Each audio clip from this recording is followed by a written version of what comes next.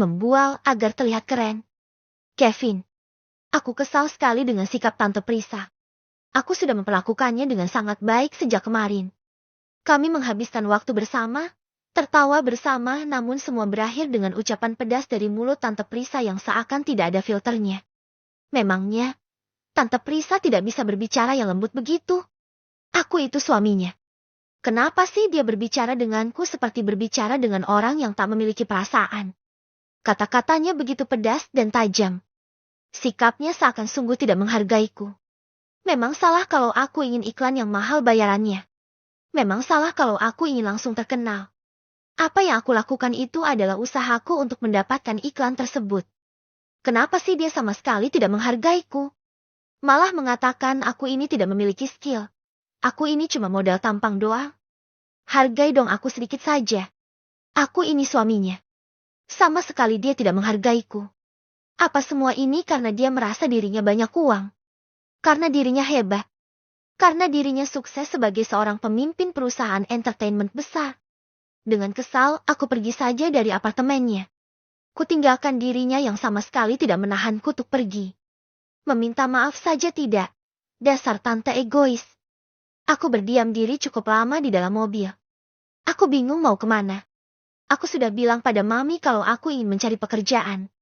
Dengan percaya diri aku mengatakan kalau aku akan mendapatkan syuting iklan ataupun sinetron dengan wajahku yang tampan ini. Kenyataannya, aku cuma menjadi seorang lelaki yang tugasnya menghibur tante-tante senang dan kesepian. Setelah puas aku hibur, balasan untukku adalah mendapat ucapan pedas dan kata-kata yang begitu menyakitkan hati. Sekarang, apa yang harus aku lakukan? Pulang ke rumah dengan tangan kosong. Aku malas melihat ekspresi wajah Dedi yang melihatku dengan tatapan mengejek. Aku juga males menghadapi adik-adikku yang super penasaran dan selalu bertanya kapan aku syuting lagi. Memangnya mereka pikir mendapatkan job syuting itu mudah? Mereka tidak tahu saja sainganku saat audisi itu sangat banyak. Aku mengacak rambutku yang tidak gatal. Kupukul tanganku beberapa kali ke stem mobil dengan kesal. Kacau. Semua rencanaku berantakan. Sekarang aku bingung harus berbuat apa. Ponselku berbunyi. Aku sendiri sampai mencarinya di mana karena saat masuk ke dalam mobil kulemparkan saja ponsel dan tasku begitu saja. Ternyata ponselku jatuh ke bawah. Aidan. Kenapa dia memanggilku? Kev, ke rumah dong. Bantuin aku. Kata Aidan. Bantu apa? Bantu buatin makanan. Aku sudah mengundang Aska, Askia, dan Radit untuk makan bersama. Ayolah, mumpung kedua orang tuaku nggak ada di rumah. Aku sudah belanja nih. Kamu yang masak ya? Aidan adalah lelaki dengan segudang kemampuan. Namun hanya satu kekurangannya. Dia tak bisa masak sama sekali. Termasuk masak yang sepele sekalipun. Serius Askia mau datang? Moodku langsung berubah senang mendengar gadis yang kusukai akan datang. Iyalah, serius. Udah cepat dateng. Ingat ya. Nanti kalau datang, jangan centil. Askia itu tamu di rumahku. Kamu juga sudah menikah. Ingat istrimu. Aidan selalu mengingatkanku tentang pernikahan dadakanku ini. Tidak tahu saja dia kalau pernikahanku ini selain sembunyi-sembunyi juga memiliki jangka waktu selama 1 tahun. Entah apa yang akan Aidan katakan setelah tahu kalau pernikahanku ini adalah pernikahan atas unsur asas manfaat demi keuntungan kedua belah pihak. Iya, bawel. Aku ke sana sekarang. Aku pun melajukan kendaraanku ke rumah Aidan. Aidan adalah sepupu Radit, keluarga Kusumadewa yang terkenal itu. Bedanya, Radit itu anaknya agak rusuh, playboy dan susah diatur. Aidan adalah anak yang baik. Ia sangat disayang oleh kedua orang tuanya. Aidan juga ingin membantu kedua orang tuanya meneruskan perusahaannya. Berbeda denganku yang kebanyakan memberontak pada Dedi. Aidan sangat disayang dan semua keinginannya selalu dituruti. Wajah Aidan juga lumayan tampan meski tidak bisa masak sama sekali. Rumah Aidan nampak sepi. Rumah mewah ini dihiasi dengan beberapa furniture buatan Dedi. Papa Aidan begitu menyukai furniture buatan Dedi. Itulah yang membuat keluarga kami tambah akrab. Apalagi sejak aku, Aidan dan Radit satu sekolah dan satu tongkrongan, kami semakin akrab saja layaknya saudara. Begitu sampai, Aidan langsung menyuruhku masak. Kurang ajar sekali anak itu. Radit yang ada di rumahnya saja ia tidak suruh. Malah mereka asyik bermain PS. Terpaksa aku yang harus handal. Rencananya, kami akan grill daging. Tentunya harus dimarinasi terlebih dahulu. Tidak hanya itu saja, aku juga membuat cemilan untuk menemani obrolan kami nanti. Aku membuat bakwan jagung, kentang goreng, dan juga popcorn. Menu yang simpel. Namun dua laki-laki yang sedang asyik bermain PS itu mana bisa. Sedang asyik menggoreng bakwan, aku mendengar suara perempuan di depan. Hatiku langsung berdegup kencang, pasti Askia. Aku mendengar dia berbicara dengan Aidan dan tak lama ia pun menghampiriku di dapur. Hai, Kev. Wah, kamu buat apa? Sapa Askia dengan senyum di wajahnya. Baik, Kia. Sini, aku lagi buat bakwan goreng. Kamu suka bakwan kan? Kamu bisa bikin bakwan juga. Ih, keren. Sini, aku bantu goreng. Askia memang lebih suka mengobrol denganku dibanding dengan yang lain. Kembarannya, Aska langsung ikut join bersama Aidan dan Radit bermain PS setelah menyapaku. Askia memilih membantuku menggoreng bakwan. Aku senang sekali bisa lebih dekatnya. Askia adalah perempuan yang lembut, ucapannya juga tidak kasar dan tidak menyakitkan hati, seperti Tante Prisa. Askia lumayan jago masak. Dengan bantuannya, kami lebih cepat selesai. Aku membawa bahan-bahan untuk membakar daging di ruang keluarga, sementara Askia menggoreng bakwan dan kentang. Dikuncir dulu rambutnya. Kia, biar kamu nggak gerah. Susah, tangan aku kotor. Sudahlah, biarkan saja. Tolak Askia. Aku lihat tangannya memang agak kotor karena ada adonannya bakwan. Kuambil kunci rambut yang ada di gantungan tasnya. Tanpa permisi, aku pun mengambil rambut Askia dan menguncirnya. Askia terkejut dengan apa yang aku lakukan. Ups, sorry. Aku takut rambut kamu kena aja. Aku cepat-cepat kunci rambut kamu. Nggak apa-apa kan? Kevin bodoh. Askia itu bukan Tante Prisa yang menyukai hal-hal yang bersifat spontan. Askia itu butuh izin untuk itu. Bukan menerima saja apapun yang kamu lakukan dengan pasrah seperti Tante Prisa. Taduh, kenapa aku jadi kepikiran Tante Prisa terus ya? Enggak ah. Aku gak mau mikirin cewek galak itu. Setiap mengingatnya, hatiku langsung terasa sakit dan terngiang ucapan pedasni. Oke. Jawab Askia yang terlihat tidak nyaman melihat apa yang aku lakukan.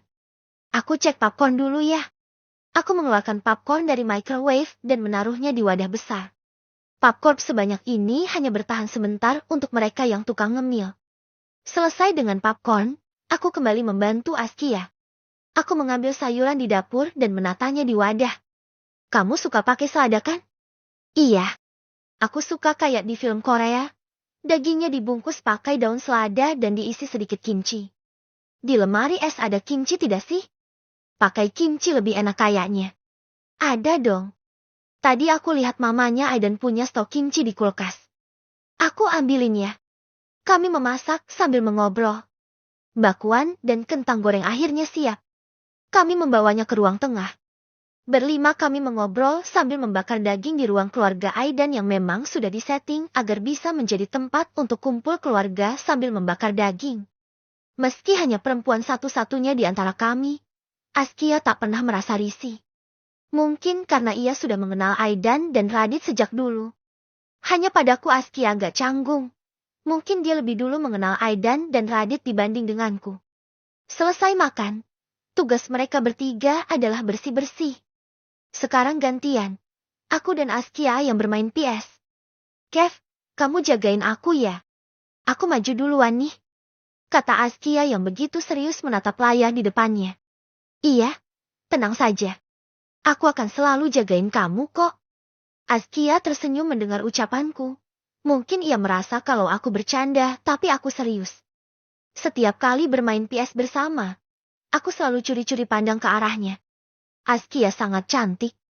Orangnya lembut dan senyumnya begitu indah dipandang.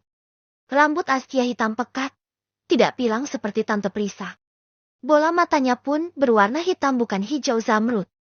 Enggak, kenapa sih aku mikirin Tante Prisa terus? Aku tuh sedang bersama Askia.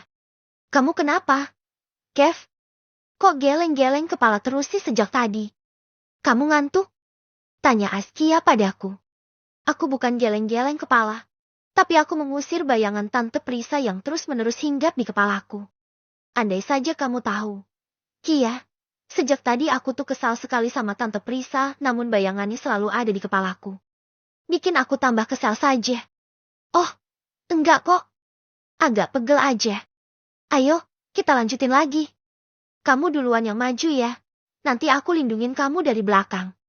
Aku melindungi kamu kapan saja pun aku siap. Dari depan, kiri, kanan dan belakang pun aku oke. Tak lama ketiga orang rusuh itu datang dan mengganggu waktu istimewaku bersama Askia. Apalagi Aidan. Dia tidak suka sekali melihat aku bersama Askia. Ia selalu bilang, "Ingat Bini." "Kev, kapan syuting lagi?" Tanya Radit tanpa pikir panjang. Anak itu memang punya kebiasaan buruk, kalau bertanya tidak mikirin perasaanku terlebih dahulu. Tidak tahu apa kalau mencari job syuting itu susah, seenaknya saja dia bertanya. Memangnya Kevin syuting? Syuting apa? Askia dengan polosnya bertanya pada Radit. Wah, kok kamu nggak tahu sih? Kia, Kevin tuh udah jadi artis sekarang. Dia syuting iklan pasta gigi. Kamu nggak pernah nonton ya? Di aplikasi saat iklan suka nongol mukanya dia. Jawab Radit dengan penuh semangat. Serius, kamu jadi artis, Kev? Keren banget. Mana sih ikannya? Aku lihat dong. Askia pun bertanya pada Radit. Radit kemudian menunjukkan pada Askia iklanku yang entah dari mana ia bisa dapat. Aku terus memandangi Askia yang terlihat begitu terkejut melihat wajahku di iklan. Ada sedikit rasa bangga dalam diriku. Aku sudah jadi artis.